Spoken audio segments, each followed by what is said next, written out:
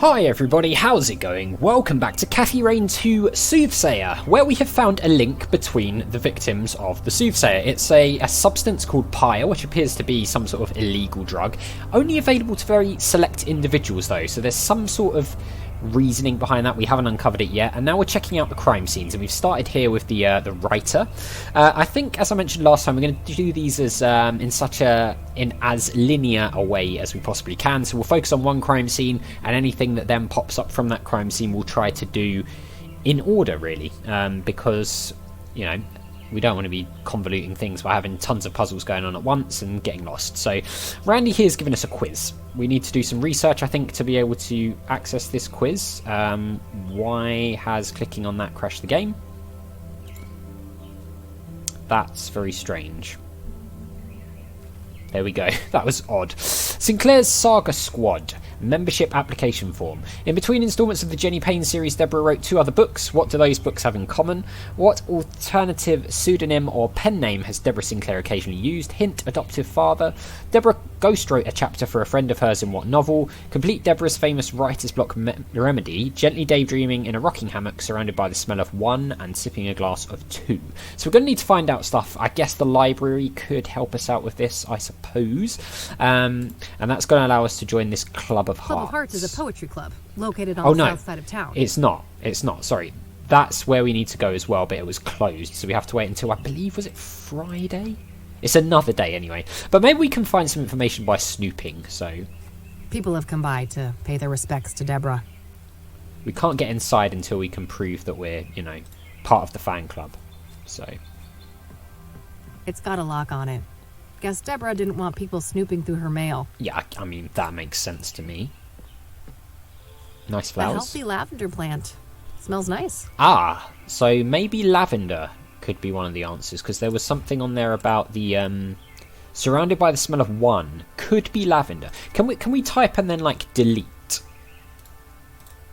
We can. So I tell you what, let's fill it in as we go with like question marks. That's probably a good way to do it, rather than just try and fill it all in at the last minute. Chirp free. Must be lacking tenants at the moment. Maybe it's not the right time of year. Those must create some cozy ambiance at night. Yeah, you'd think so, wouldn't you? Firewood? Maybe we can look through the window. I don't know if we did that last time. Fuel for a heater or a fireplace. That little supply won't last long in the winter, but this place probably isn't set up for year-round occupancy. Yeah, maybe it's like a holiday home or just somewhere that she used to come to try and escape the city so she could get inspiration for her writing. I can't see much from out here. Okay, we can't. Fine. So I'm thinking we probably go back to the library then. The librarian seems to be quite knowledgeable in some things about Debra, so we can maybe ask him some questions and also just do some research on the computer and stuff there. So let's do that. Rain Investigation, City Library. Here he is, our good old friend.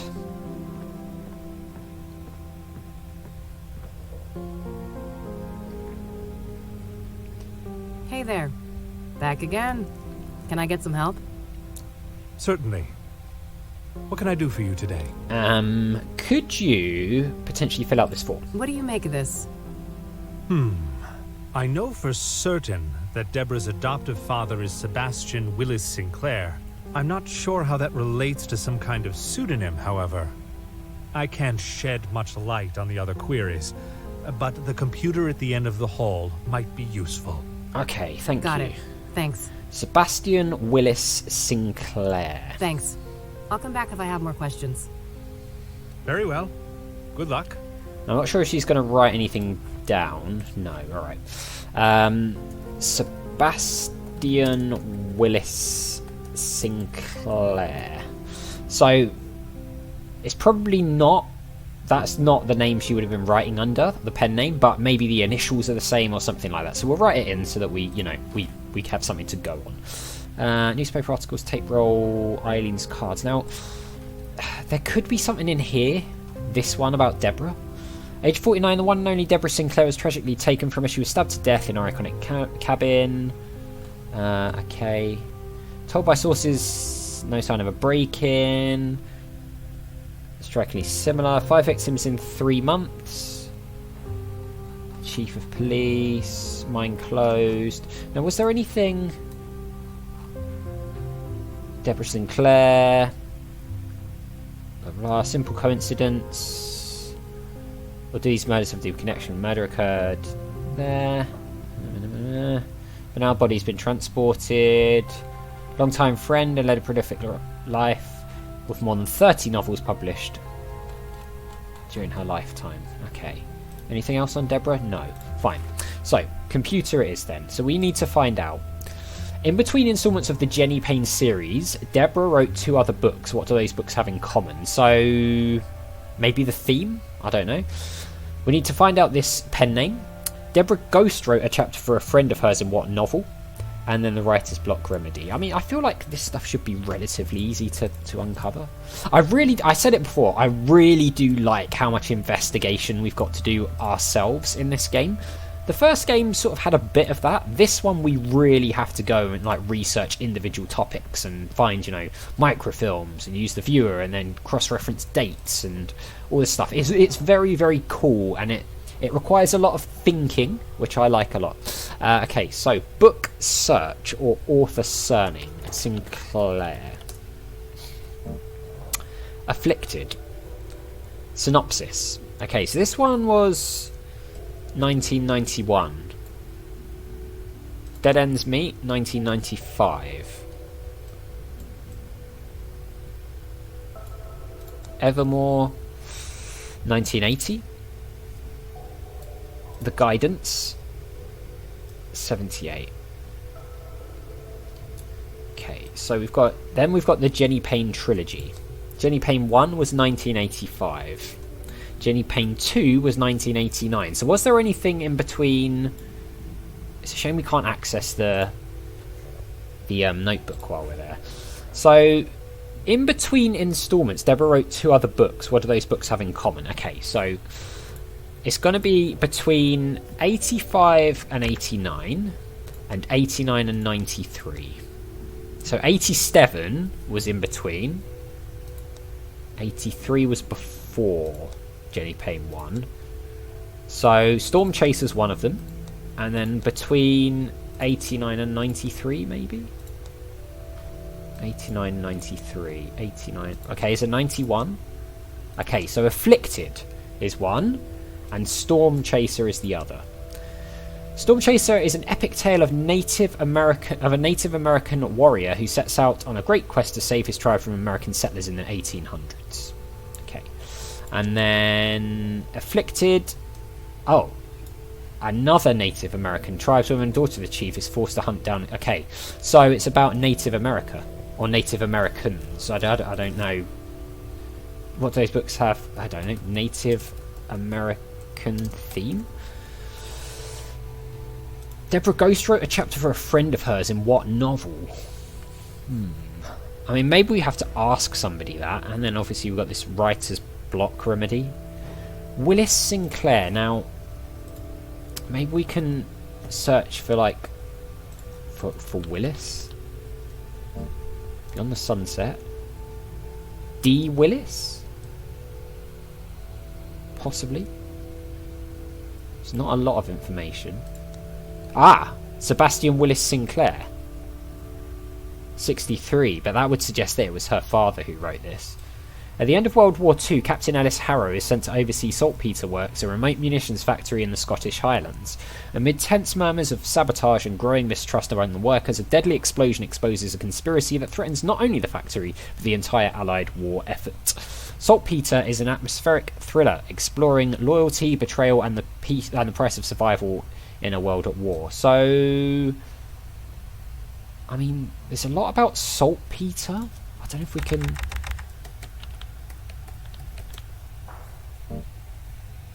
So that's just that book. I mean, could it be Ellis Harrow? It's got to be tied to the dad in some way. So it's probably Harrow, not... If was... No. Okay. Ellis? No. Author surname or book title? I mean, Sinclair just comes up with her, right? Yeah, okay. And then Willis comes up with the father. It's got to be something to do with him. D. Willis. No, unless that's it. It could be D. Willis, because that would be Debra. So around the right time. But Willis could be the father's name. So assuming that Willis Sinclair, maybe she took on the Willis part for this pen name and didn't specify who she was as a first name. Rugged Wild West. Gunslinger. I mean, it's sort of... I'm thinking maybe it's D. Willis. I'm going to write it down as D. Will. Oh, we can't write any more characters. That's annoying. What alternative pseudonym or pen name? Hint: adoptive father. Oh, adoptive father. Okay, well, we'll put in D. Willis for now. This ghostwriting a chapter for a friend of hers in what novel? Not sure where we're going to find that. Maybe we have to ask somebody that. Magazine rack. I mean, the librarian might know a bit more if we specifically ask him about Debra. One more thing. Yes? We could ask about these other things. I don't want to ask him about that. Okay. Do you know who Hannah Verdue is? As a matter of fact, I do. She owns the Club of Hearts, a poetry club. I don't know much else about her, though. She moves in high circles. Okay. Club of Hearts. Have you binged the Club of Hearts? Sure. Great place for word connoisseurs like myself. Right, okay. Can you tell us more about Debra? Can I pick your brain about Debra Sinclair again? Sure. What are you curious about? We are curious about... What kind of books did she write? What kind of books did Debra write? She dabbled in many different genres over the years, but her main bulk of work could probably be defined as horror, mystery, or a combination of the two. Okay. Afflicted, Dead Ends Meet, and the Jenny Payne trilogy are some of her most well-known titles. Huh, okay. Was she working on a new book when she died? I believe so, yes.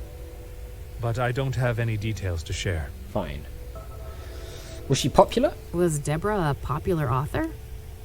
Oh, yes. Even before her death. Afterwards, her popularity has reached astronomical levels. I can imagine. Borrowing one of her books now is out of the question, right? Correct. 6 months wait minimum. Wow. Yeah, I figured. Alright, what do you know about Debra's private life? What do you know about Debra's private life?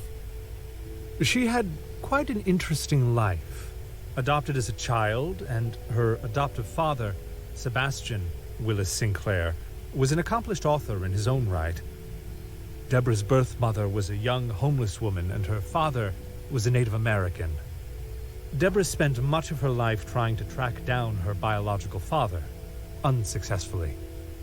Perhaps in some part, due to her roots, Debra's books have often contained subject matter inspired by Native American religion.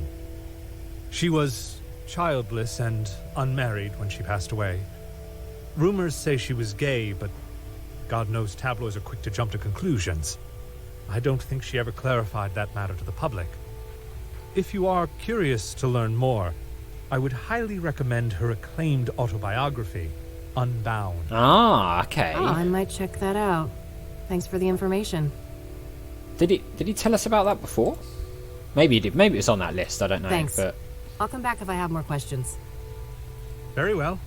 Good luck. there might be more about her, personally, like her remedy for writer's block and things like that, or other projects she worked on in that book. So let's see if we can find that. So it was called Unbound. I'm sure that we did hear about that before. Let's see if it does come up. Maybe it doesn't because it's a biography. Oh no, it does. Debra Sinclair, Stephen Collins. So it is co-wrote by Stephen Collins. Long-awaited autobiography. It's an autobiography, okay. Autobiography outlines the author's tumultuous life and rise to worldwide prominence. The book takes the long form of a series of interviews by Sinclair's longtime friend and colleague, Stephen Collins. Ah, so maybe it's Stephen Collins. But let's have a look and see what comes up for him. So there's that, and there's the Mauve Affair. 1990 would fit roughly around the right time frame. Stephen Collins' award-winning depiction of a botched bank robbery told by a group of unreliable narrators. In this captivating story about a bank robber, a nurse held hostage, a journalist, and a hostage negotiator, Collins masterfully weaves his twists and turns, always keeping the reader at the edge of their seat. Though never officially confirmed, the Mauve Affair has been rumoured to contain ghost-written chapters by several other authors. Okay, so the Mauve Affair. Cool. Fine. So it's got to be that, so I'm not going to put a question mark on. The Mauve Affair. Native American theme, D. Willis. I feel like these are probably right. Lavender, I would guess, is right, but we're just going purely by the fact there was a lavender plant. Surrounded by and sipping on a glass of. So we need to know what she would sip on a glass of. Now, I don't know if that would be in the autobiography. Let's have another read. Debra Sinclair's long-awaited autobiography outlines the author's tumultuous life and rise to worldwide prominence. The book takes the form of a series of interviews by Collins. Okay, no, so there's nothing about a drink in this that could be a... No. Okay. So, I feel like we might actually just need this glass. Let's have another look at the newspaper and then we'll see if we can maybe go and find someone else who knew her. The thing is, Randy isn't going to tell us because we've got to prove that we know her, so that's not going to help. Tragedy taken from her. She was stabbed to death. I mean, unless there's like some sort of reference... No items of value were stolen. Circumstances, middle-aged. Be first. Plan to evaluate. There's nothing about, like, Debra Sinclair's favourite drink or anything on some sort of, like, advert.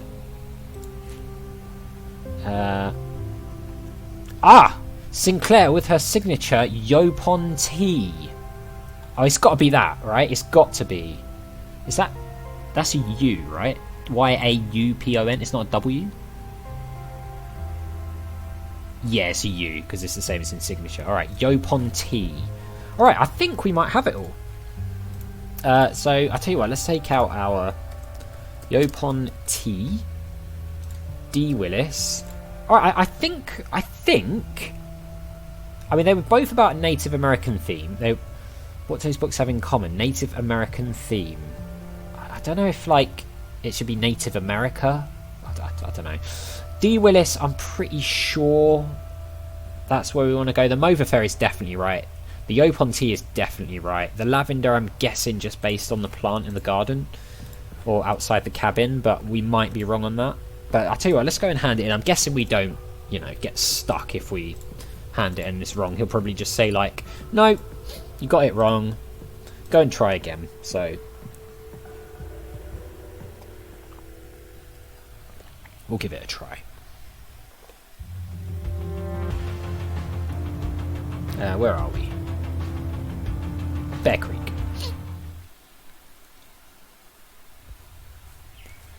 Alright, Randy. Do you want to grade my quiz? Oh, I guess we just talk to him and then... can we click it? We can click and drag. Here, I finished your stupid quiz. Yeah, stupid quiz. I'll be damned. Told ya. Now, how can we get that door open?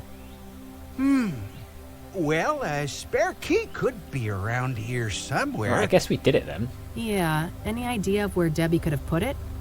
You know, this makes me think of Thorns of the Wild. When Johnny was trying to enter Miss Goodman's house, the key wasn't just put in a flower pot. It was buried in the dirt. Buried in the dirt. Well, it can't hurt to try. Do we need a shovel? Alright, let's have a look at this. Investigate Debra's cabin. Okay, buried in the dirt. I mean, that could be anywhere, right? Unless it's the flower pot. Buried in the dirt.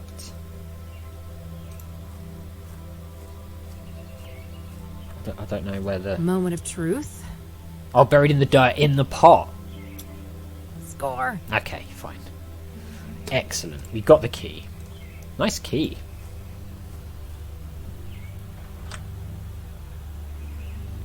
Are we in? It sounded like it unlocked. We're in! Okay, nice. Oh.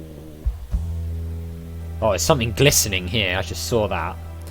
Bloody sofa. Right, let's do some snooping. Just some old, dusty decorations. I suppose the police didn't want to bother with bagging all of that. Maybe. So we've got a bag of chips. Oh, some powder on the desk. Could that be some, maybe pyre? Nothing out of the ordinary except the obvious lack of kitchen knives. I guess the cops followed procedure on that one. Yeah, because, you know, you don't want to have things like that going on. Alright, nothing else in the kitchen. There's a lot of blood here. Holy shit. I feel for you, Debra. She was clearly stabbed when sitting here. The killer must have been showered in blood. Yeah. In a remote place like this, I guess they had plenty of time to clean up and escape. Suppose so. Now, why is this here? Shiny object. Shiny object. There's something shiny stuck here between the floorboards. Why didn't the police see that? Gah. Can't pry it with my bare fingers. Okay, so we need something to get that out. Maybe a lockpick? Yeah. Whoa. It's an obsidian shard. Oh. This must be from the mirror left at the murder scene. The scrying mirror, right? This glass is really smooth. Might be worth dusting for prints.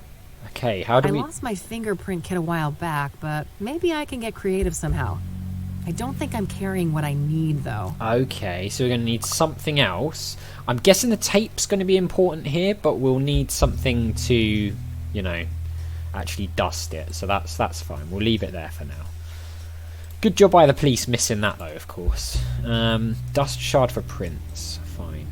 Let's have a look at the desk. If that was Debra's, it would have been taken, so I guess one of Kassidy's finest had a severe case of the munchies. And then they left it at a crime scene? Really? Way too clean of a workspace. The cops must have taken everything. Except for this. Looks like forensics left a little pile of fingerprint powder here. Oh! It's fingerprint powder. Okay. Looks like forensics. Fine, so do A we... bright red roll of... Yeah. Do we use the tape on it? What am I even trying to do here? So we're going to have to... So maybe we need a brush as well. Bookshelf. An author with a book collection. What a shocker. Yeah, go figure. Right, let's close this because it's in the way a little bit. Fireplace. Nice little fireplace. This cabin might be quite cozy if it wasn't for the, you know, bloodbath. You know, yeah, the terrible murder that's taken place here. Anything on this table? I can see tea stains from 2 cups on this table. Did Debra have a drink with her killer? Oh, so she potentially knew the killer then, which we did theorise before because of having to open the door. But it seems like they were maybe quite, you know, on not necessarily friendly terms, but certainly on like acquaintance terms, right? As in you can come in for a drink and we'll have a chat and then, you know, murder occurred. We need something for this kit. Fingerprint kit. If we... Will she tell us what we need? I better find some way to dust the shard in the cabin for prints. I lost my fingerprint kit a while back, but maybe I can get creative somehow.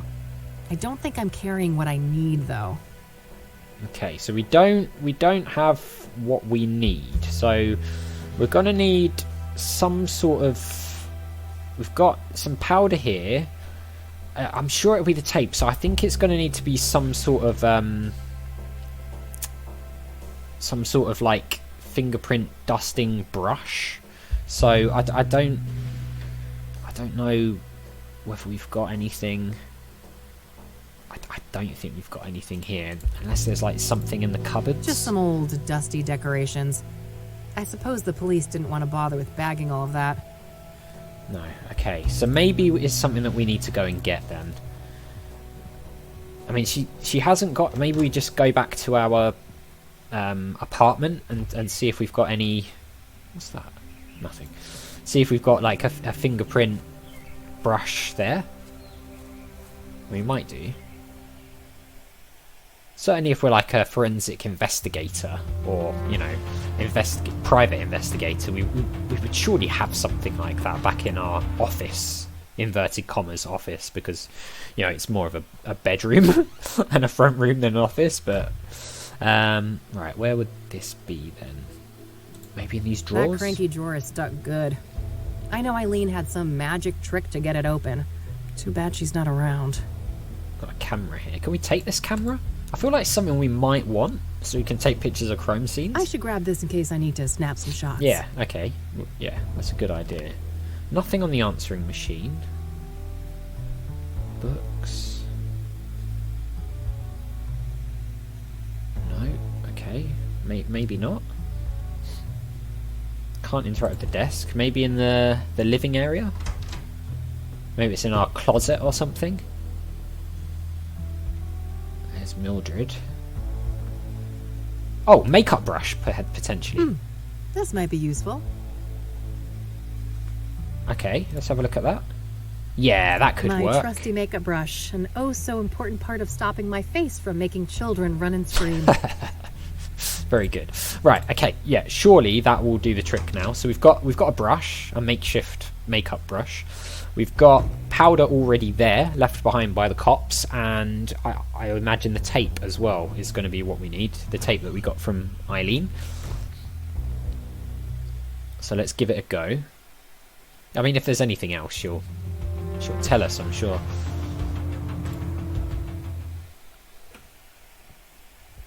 I am really enjoying this game so far, though. I've got to say, it's not complicated. It's a very complex game in terms of all the places you've got to go, all the research you've got to do, all the things you've got to find and combine, and all things like that. But it doesn't feel overwhelming. It feels exciting to me, which is the difference. You know, sometimes you play a game that has all this going on and you just feel overwhelmed to the point you can't really focus on what you're supposed to be doing. I've got plenty of powder on the brush now.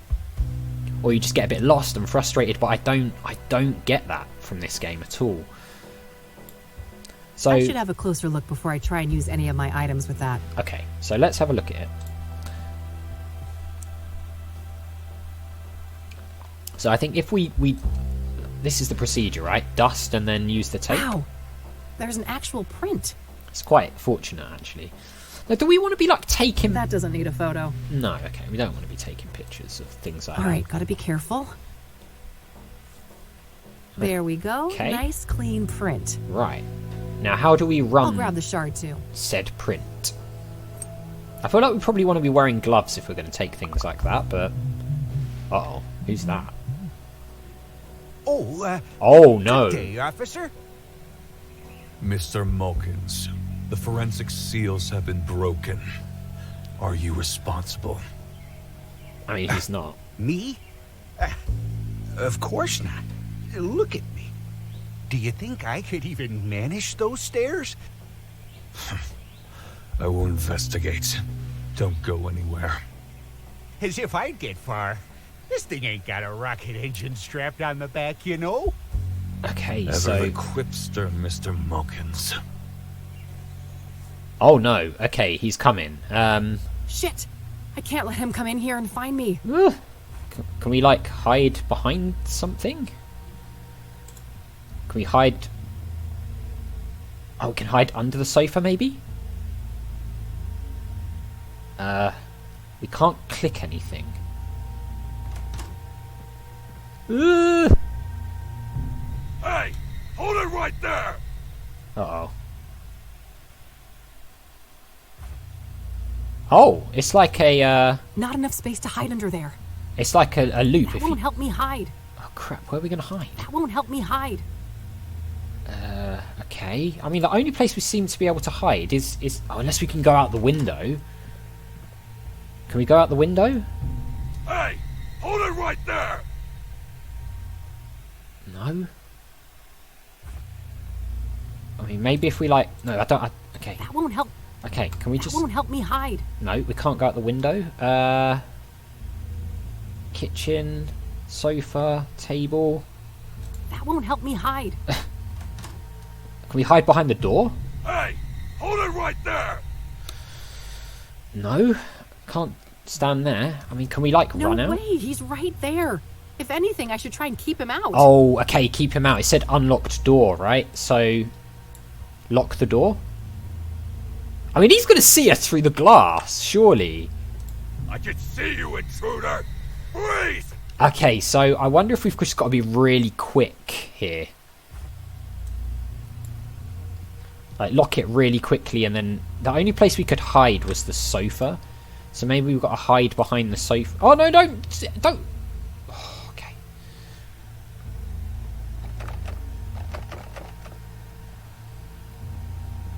Oh, is he going to the window? Oh, please don't tell me he comes in the window. Can we... Alright, we can't click anything. Oh no, is he coming back round? Phew. That was close. Oh, okay, I think we did it. Even a die-hard city gal like me can't deny that view. Okay. I mean, I guess he's... Is he gone? Can we take a picture of this, by That the way? doesn't need a photo. Okay, so I don't know what we want to take photos of. The door's locked. Maybe... Yeah, of course it is. Maybe we don't... Can we go out now? Maybe we need the camera in a specific situation. It's not just to take random photos. Are we going to get busted if we come out here now? Better lock this up. No, looks like he's gone. Okay. Sorry, Randy, you're not going in, mate. Close one, huh, Kathy? Sure was. Thanks for the assist, Randy. You're the man. Yeah, he's Ah, shucks. Couldn't let a fellow fan get in trouble. he's growing on me. And by the way, did you check the mailbox? No. Not yet, but that's not a bad idea. Go for it. I'll keep watch. Okay. Oh, do we use the key on the mailbox? Is it this? Oh no, we've lost the key. Okay. It's got a lock on it. Guess Debra didn't want people snooping through her mail. Okay, so maybe we use the lockpicks?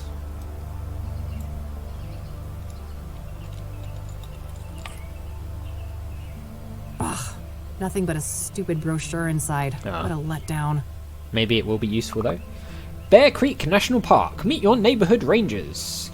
Rob, Vic, Chief Walker, Eduardo, and Mike. See us in the wild, don't be riled. We're here to help you enjoy Bear Creek. Join us.